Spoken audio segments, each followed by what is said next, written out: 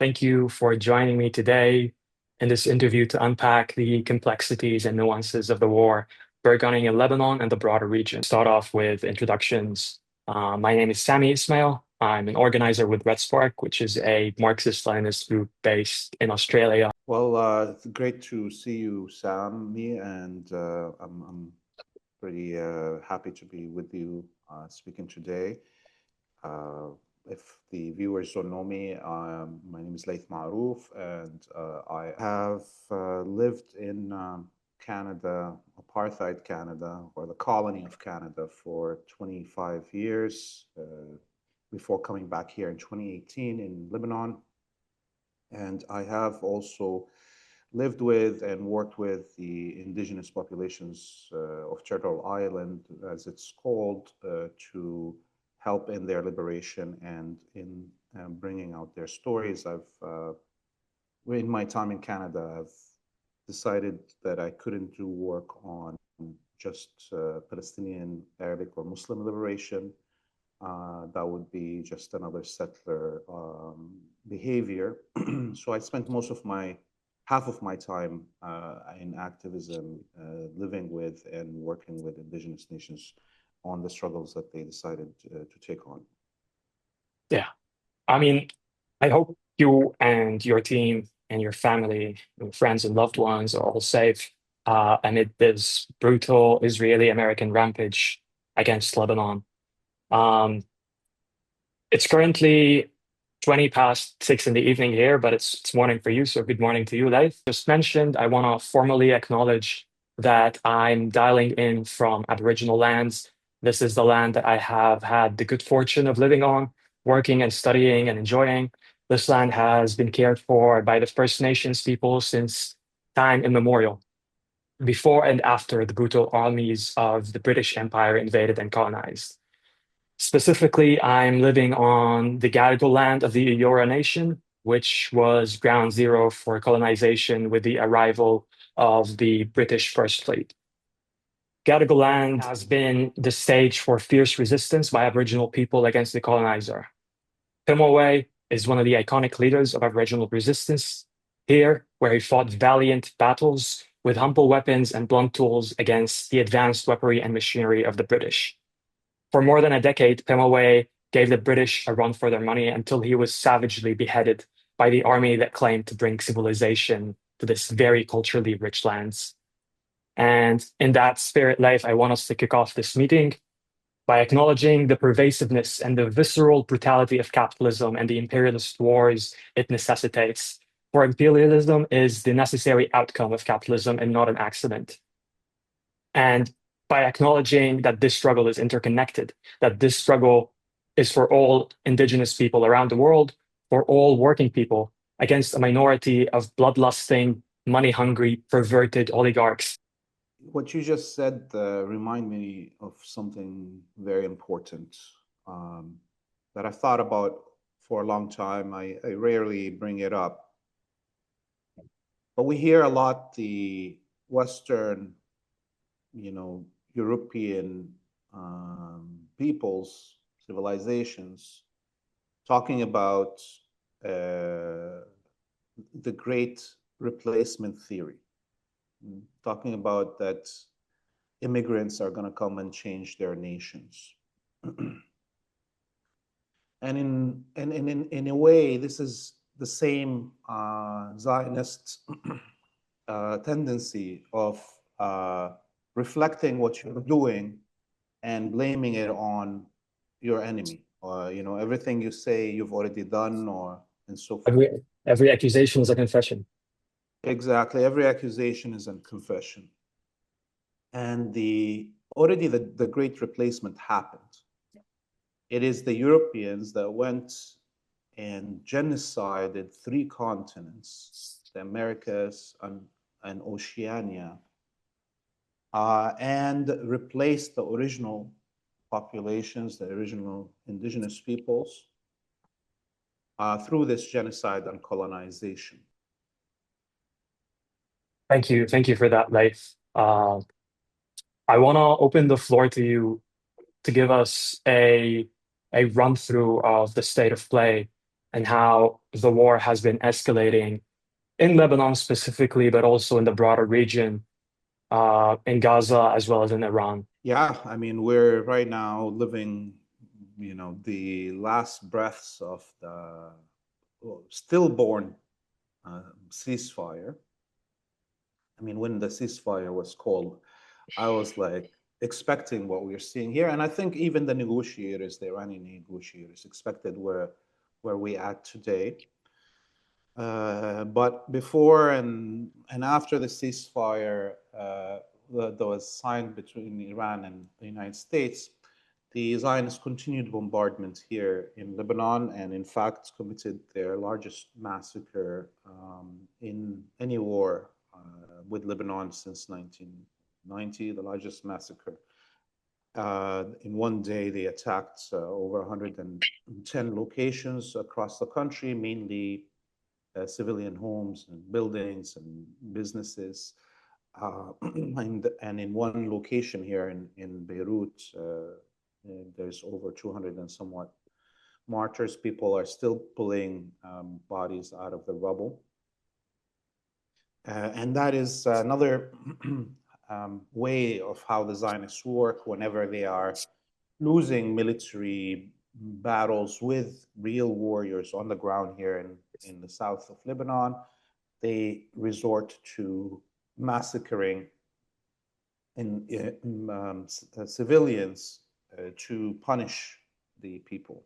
And this is what the United States was doing also in Iran, as we saw, with the various attacks on hundreds of schools and civilian infrastructure, universities, hospitals, because the United States was losing also the military battle, as has happened. So in the south of Lebanon here, there's still an ongoing ground war.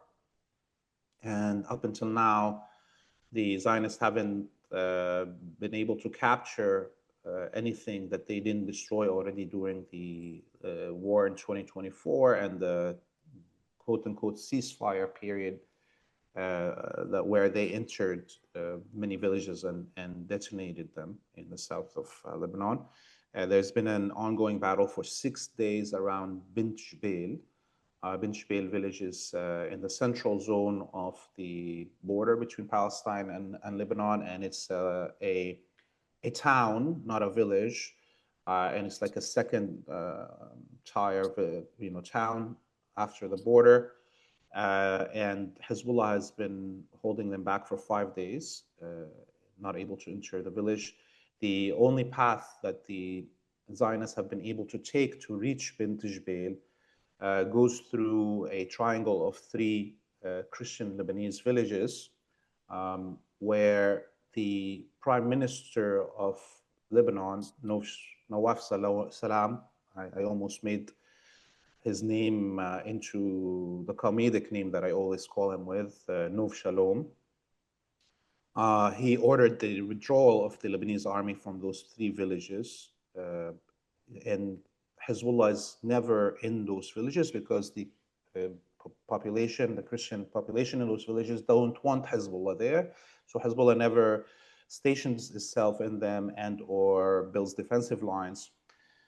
So because the treasonous prime minister of Lebanon withdrew the Lebanese army from those three villages, as the Israeli army was advancing, now they had a direct shot line to enter to try to surround Bint Jbeil. So that's the battle zone around Bint Jbeil. 5 days, they haven't been able to enter it. On the far east side of the border, up until now, they haven't been able to enter Khiam. Every day there's battles. Khiam is again one of the major cities. This one actually is right on the border with the Hula Valley in Palestine. So it's remarkable that Hezbollah has been able to defend it through now the 40 days of this war. And all the way on the coast in the western sector of the border, since the morning, the Zionists have been bombarding Sur or Tyre. Sur is one of the oldest continuously inhabited cities in human civilization. It's around 6,000 years old. And they're bombarding the UNESCO heritage sites there. They were firing flares all night, keeping people awake. And they're terrorizing the city.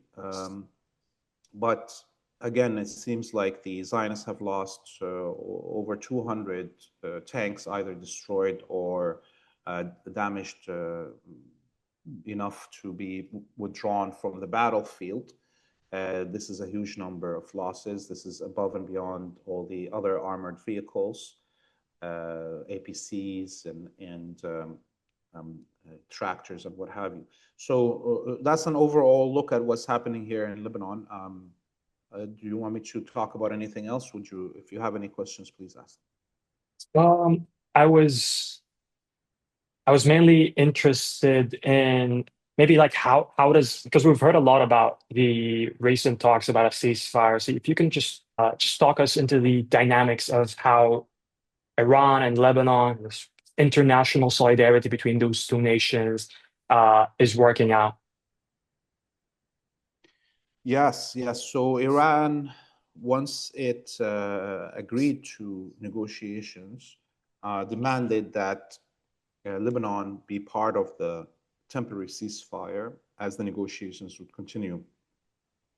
And the United States agreed to that. Pakistan announced it. And in fact, in Pakistan's announcement, it seems like it said every war in West Asia. So it seemed like it included also Gaza and Palestine in general.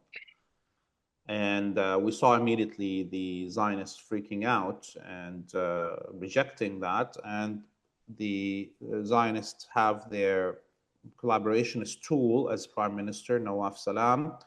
And he made that stupid statement saying Lebanon refuses to be part of the ceasefire proposed by Iran, and that they will negotiate themselves that ceasefire with the Zionist enemy. Nawaf Salam made that stupid, breaking off from the negotiations and the umbrella that Iran was providing, and decided to have these direct negotiations with the enemy, meaning normalization. Called in his ambassador in Washington, D.C., and she made a direct call with the Zionist ambassador in Washington. So this is the first ever direct communication, which is an acknowledgement of the existence of Israel. So it's the beginnings of normalization. So there's a lot of layers to the betrayal that Nawaf Salam has done right now. And as we can see, no ceasefire happened. The Zionists are continuing to bombard Lebanon, but they have stopped over the last few days bombarding Beirut. They're concentrating on the south. And if our viewers don't know the background of Nawaf Salam, this is a man that was, according to Eastern German intelligence from the 1970s and 80s, he was recruited by the Mossad to infiltrate the PLO in Lebanon, specifically the student wing. He was a student in the universities, and he was basically reporting on the activities of students against the Zionist occupation here in Lebanon, and was eventually appointed to the negotiating team for a peace agreement between Lebanon and the Zionist colony during the rule of the treasonous Gemayel in 1982, the president of Lebanon that was appointed by the Israeli tanks that entered Beirut in 1982. So Nawaf Salam was on the peace agreement team in 1983, and that was signed, and that was ended with a bullet to the head of Gemayel, the president of Lebanon, at the hands of Habib Shartouni. And this is why everywhere you go in Lebanon, there's posters that says, for every Gemayel, there's a Shartouni. This is kind of his background. His family is even more treasonous. His grandfather defrauded the landowners in the Hula Valley, which is now the panhandle of Palestine. The Hula Valley was supposed to be, by the way, part of Lebanon, but his Salim Salam, the grandfather of the current prime minister, went and bribed Ottoman land registers before World War One, and got them to register the lands in the Hula Valley and around Hula Lake in his name. The people of the land didn't find out until World War One broke out, and Salim Salam attempted to sell those lands to Jewish colonists. But what stood in his way was the French authorities, because at the time the Hula Valley was still drawn in as if part of Lebanon. Those colonial psycho-speaker borders, the original ones, the Lebanese border went much further south. And with the Zionist colonists, Salim Salam bribed the French authorities with a bag of $30 million, which is huge at the time, and got the French to redraw the border of Lebanon to not include the Hula Valley, and then under British rule, sold those lands and made millions of dollars sold them to the Zionist colonists, and the indigenous people were expelled at gunpoint to Lebanon. So this is kind of the background of this treasonous man and his family. Treason runs in his bloodline, basically. Yeah, what an interesting lineage this guy has. I mean, the fact that his forefather were to the right wing of the French colonial authorities tell you all you need to know about his political heritage and legacy.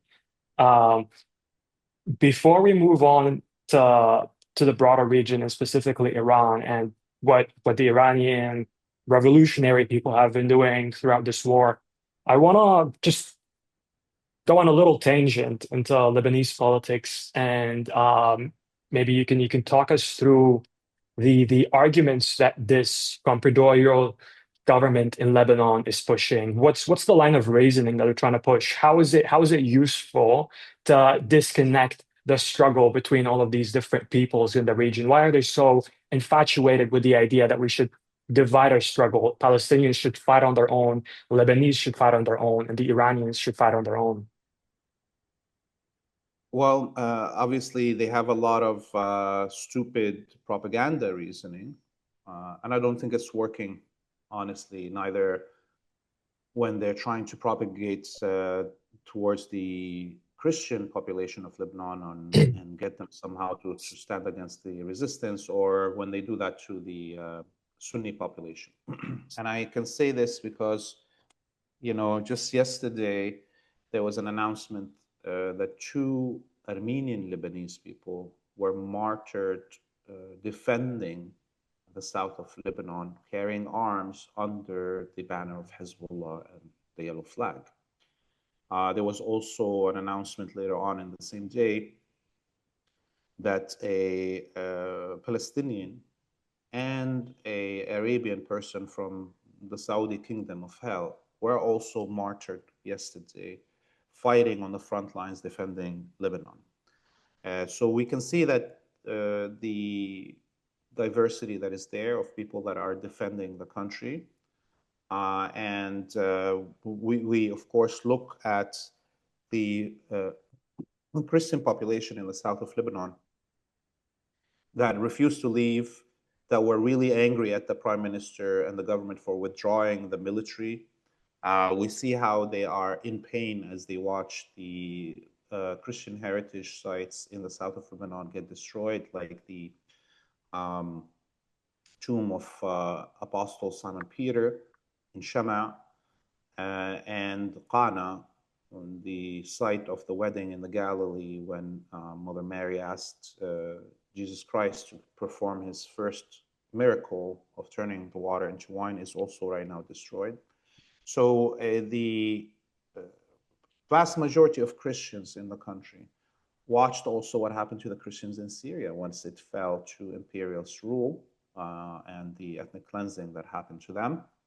So even before this war restarted, you could tell that the vast majority of Christians, the vast majority of Sunnis, and almost all the Shia in the country are against the handing over of the weapons of Hezbollah and for the defense of the country.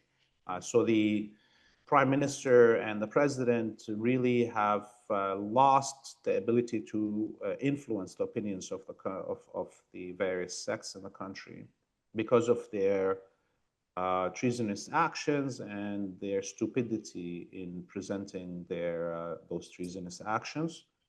I would say also when we look at how the Jama'ah Islamiyah, which is a Sunni fighting group here, has been active on the front line and defending the Shaba farm in Shaba area, which is kind of the corner with the Golan Heights in the south. You can clearly understand that then there's no way, Nawaf Salam represents the Sunnis. Okay. Yeah, so I don't think they're able to sell it in any shape or form. There's demonstrations every day outside the government offices. There's one called for today. The last one was, tens of thousands of people. At any moment, I think there could be an uprising from the people, and they take over the buildings of the government. I don't think Hezbollah will decide to take the government itself. It can, if it wants to, in probably 10 minutes, take over every ministry and so on. But it's since it won the liberation of Lebanon in 2000, it had decided to not do that. It's the only liberation movement that liberated its country and didn't take over the government after the liberation in human history, by the way. This is something that people here remember for Hezbollah, that it acted in such a magnanimous manner. Yeah, certainly. Yeah, and just for reference there, you were talking about the Islamic Association, which is a Sunni party that has a paramilitary wing that is based in the northernmost part of Lebanon and has been active in the struggle to defending Lebanon's south alongside the Islamic Resistance, which is a predominantly Shia party. Yeah, it was very sad, but also filled me with great pride when I heard about the news of Adam Gregor, the Armenian fighter in Hezbollah, who lives in my hometown of Vujubarajne. It was certainly something to hear. Um, maybe now, like if we can discuss the Iranian front of the war and how that is playing out, and how their exercise of power over the Persian Gulf uh, uh, built up their advantage in the war, and how that led to the ceasefire and then withering away of the ceasefire talks. I think it's when we look at how Iran has defended itself, we will realize that the leaders of Iran, the leaders of the Iranian military, the scientists of Iran, understand their land, understand their geography, understand where they are, and understand the enemy, and have designed their weapons and their defenses with this knowledge to make Iran Impenetrable. no, exactly. So yeah, so we look at how Iran didn't even waste its time to try to build the fighter jets, for instance. It concentrated on building, instead of a traditional air force, a drone air force. Instead of concentrating on putting weapons on whatever fighter jets that it may build, it decided to build all this missile industry and missile defense. And so, because of that, and because of this history, Iran is performing great in this war. On the other hand, you look at the enemy, the United States. wanted to occupy the whole world. It doesn't have a specific, geography in its mind, or location when it's, or what kind of enemy it's fighting. It just wants to fight everybody. So it produces the most, biggest warheads, the, most expensive jet, the most expensive aircraft carrier, and what have you. And so, as we see, there's been now, originally the United States was designed as military to fight a Cold War and a possibility of war against Russia, Soviet Union. Then it modified its military to become a genocidal military that fights practically unarmed nations under the guise of the anti-terrorism after 2001. And it has not faced an enemy that is as organized as Iran, and with a state apparatuses that are intact, with a nation internal cohesion, and with the geography that we see of Iran, of mountains after mountains after mountains.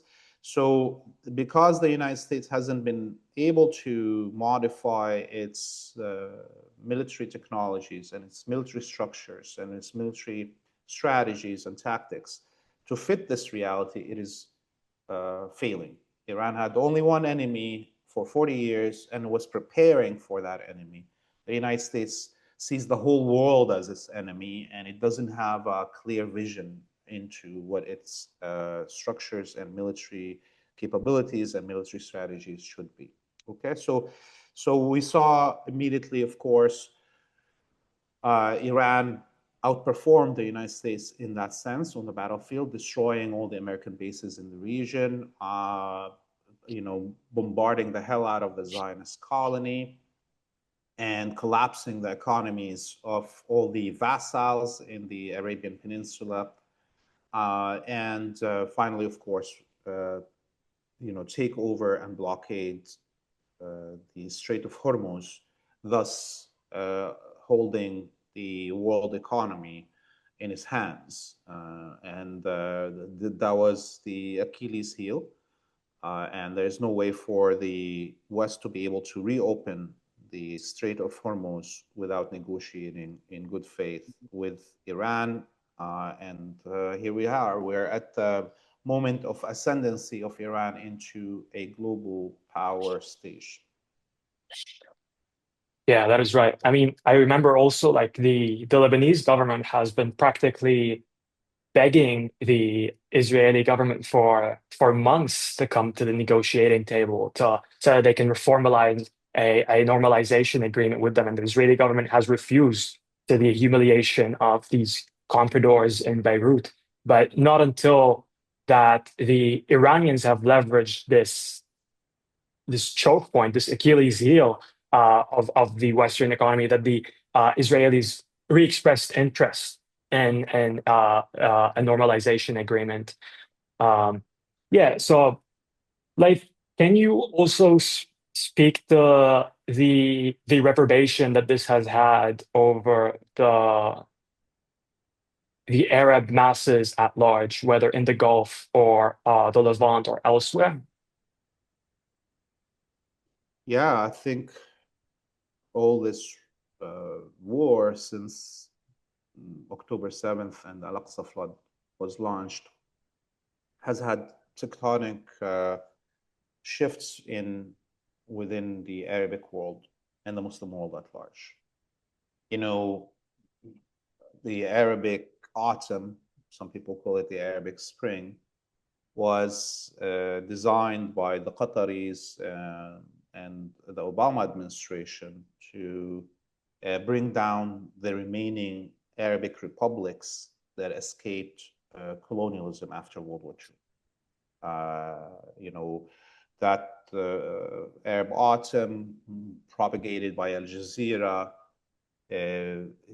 also was there to spread hate towards the resistance movements and create sectarian situation between Shias and Sunnis in the Arabic world and the wider Muslim world.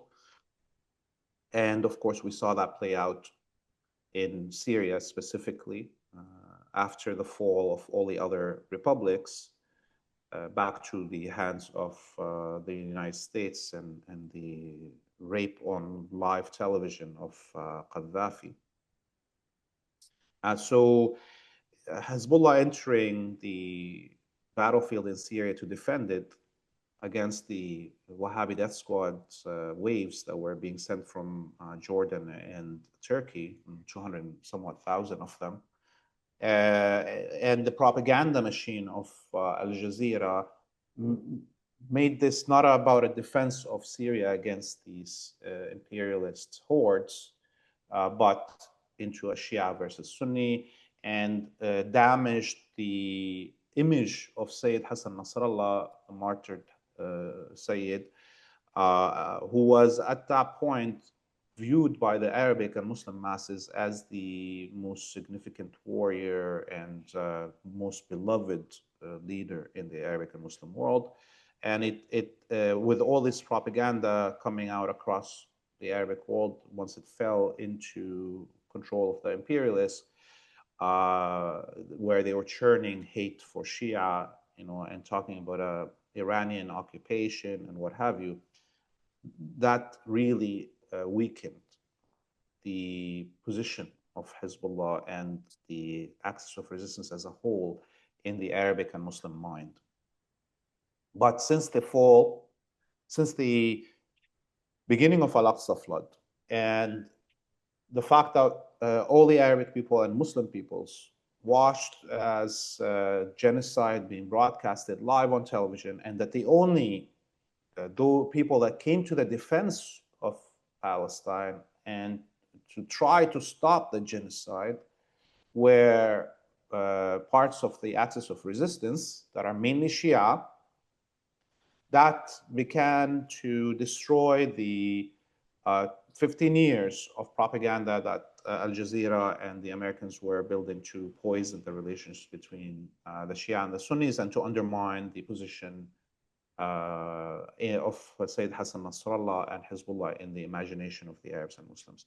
Well, this genocide in Gaza, these unending wars, and the refusal of the axis of resistance to surrender under all these conditions, and the giving of all of those sacrifices, including the martyred leaders, have now reawakened Arabic and Muslim imagination. And we can see across the board, across the whole Arabic and Muslim world, people standing behind the axis of resistance, people actually falling in love with the Shia population and regretting any hate that was spilled. And I think there's been a generational shift. It's going to take, there's no way to be able to propagate enough now hate against Shias and on the axis of resistance in the Arabic and Muslim world to wipe out from the minds of the people what they saw for the last 2.5 years of these genocides and wars and the sacrifices and the resistance. So there's no way for the Saudis and the Qataris and their propaganda machines to recapture the Arabic and Muslim mind, I think, for at least 30 years. That's good to hear. Another question, Laith, which is especially relevant for me and the organization that I'm organizing in Red Spark here in Australia, is how does this war essentially relate to the societies of Western countries? We know that their governments are involved in it, and how that can backfire. What's the dynamic there? Yeah. I mean, I know we hear all these Western countries claim that they're not involved in either the genocide in Gaza and or these perpetual wars and the war right now on Iran and Lebanon. And that is an outright lie, okay? Let's be very clear. There is no sovereigns in the Western Alliance other than Washington, D.C. Canberra and Australia are just vassals of the United States. There is no such thing as democracy. It's all a lie. It's all a theatrics, and Australia is just the little bitch, honestly, of the United States. Okay, and of course we know that Australia is part of the production line of the F-35. We know Australia sent air defenses to help the vassals in the Arabian Peninsula defend against Iran's attacks. And this is true of every NATO member state. This is true of Italy. This is true of Greece. This is true of Japan. This is even true of Spain. I know people have been trying to hide Spain and claim that Spain is against the genocide and against these wars, and Spain and Spain and Spain. But Spain right now, in the theatrics of supposed democracy and so on in the West, is playing the role of like AOC in the American Congress. As we are speaking right now, American warships are passing through the Strait of Gibraltar. As we're speaking, American war jets are flying over Spanish airspace. As we're speaking, weapons are docking in Spanish ports before they continue their path towards the Zionist colony. So it's all theatrics. So truthfully, the citizens of the West have a duty and a responsibility, if they do not want to be condemned for a perpetuity of history as even less honorable than the Germans during the Nazi rule, because remember, during Nazi rule, 70,000 Germans carried arms and fought the Nazis and were martyred. And countries left and right are being invaded by the United States and Western alliance, the Imperial Alliance. And no, we haven't seen any revolutionary, nothing. I think you've already touched on it in the prior segment, but I wanna hear you speak to what you might think of the state of the left in Western countries, including Australia.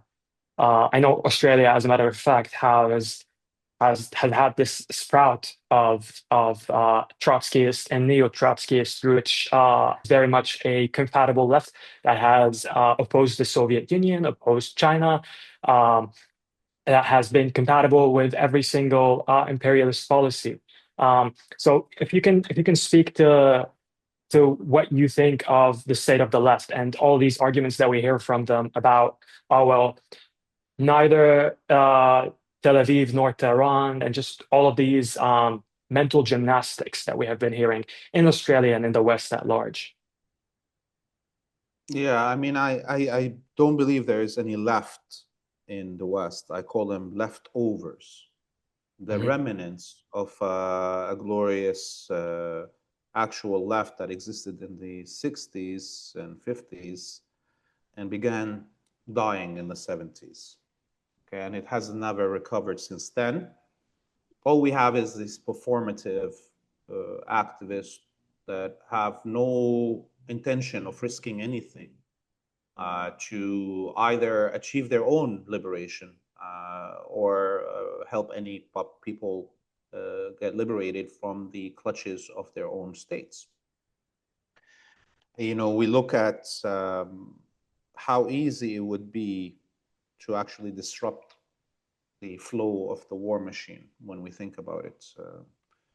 You know, there's the example of Palestine Action and the groups that are now following its path, destroying weapons factories in Europe and in the North America. That is what true anti-imperialism and true leftist revolutionary thought would take you in as a first step. We've got a history that is there that had huge influence on the balance of power globally, on the outcomes of the decolonization struggles. And what we have today is nothing we can compare it to that. It's like a shadow of what it was. So we see constantly this leftover class in the West try to elect the next leader or try to take over this or that party and get it to move this or that much to the left. And this is all irrelevant to us here dying on the ground, and it's irrelevant really to any change in the Western countries. And the Trotskyists and the anarchists have been one of those curses, I think, on progress in the West. You know, the anarchists with their childish, non-directed action of just violence for the sake of violence. I think anyone that is watching that wants real change, either in their countries in the West and or on the battlefield here, they need to take direct action. You don't need to carry arms. You don't need to get scared from my words. There's many things that can be done to disrupt the structures of imperialism. One of those is the attacks on military factories, weapons factories, as has done with the Palestine Action. The other is, as one of our comrades did in Ireland a couple of days ago, crashed into the American airbase in Ireland and got on top of an American airship and hammered it down. You know, I don't know if it's destroyed, but at least it was out of service for a few days. So that one Irish revolutionary, that few minutes of action that he took had a bigger consequence than all the other combined actions taken by the Irish government. So there is ways for us to take direct action that are open to you. And all it requires is the mental fortitude to understand that you are, as Western citizens, you are responsible for this genocide. And that you need to take action to stop that. Otherwise, you are forever, condemned for this.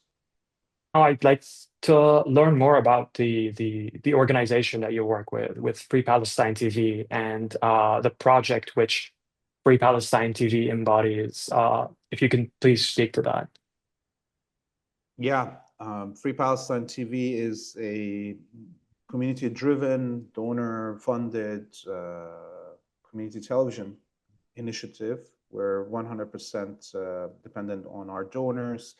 We got no backing from any party, state, or billionaires. So our website is freepalestine.video. People can donate there in whatever currency they choose and how often they want, one time, monthly, or what have you, and at whatever small donation or big donation, everything helps. We are doing field reporting from the front lines. We've been doing that for the whole 2.5 years. And we are doing interviews with thinkers and personalities in the region. All of the content is in English, so you get to see the realities on the ground, and you get to hear the voices of the thinkers in the region that usually are not available to people in the West. It's not the diaspora's voice, but the voice of the people here on the ground. And we've been traveling around the region to cover the revolutionary movements in the region and the history of colonization and imperialism. We've been to Iran. We were there just the week before the war started. There's a few documentaries that people can watch there, including about the torture chambers of the Savak, the Israeli-created intelligence service that protected the Shah of Iran. And all in that prison that we visit, you could see the chamber where martyred Ayatollah Khamenei was held and tortured also. There's many other documentaries from Iran. We've went to Italy and documented the history there of resistance against fascism and the relationships between Italian and Palestinian liberation. Same thing in Greece. And we're hoping to continue doing that for the whole world, and of course, continue doing the content from the field. Please join us, donate on our website, freepalestine.video, and subscribe on all our channels. We're on YouTube, X, Telegram, Rumble, Substack, and Instagram, and much more. You can find it all on the links on our website. Thank you for that, Life. Certainly, the work that you guys do at Free Palestine TV is invaluable, especially with such humble a budget. Um, and yeah, thank you for speaking to that, Life. And thank you so much for joining me today. Sami, thank you very much. See you soon, inshallah.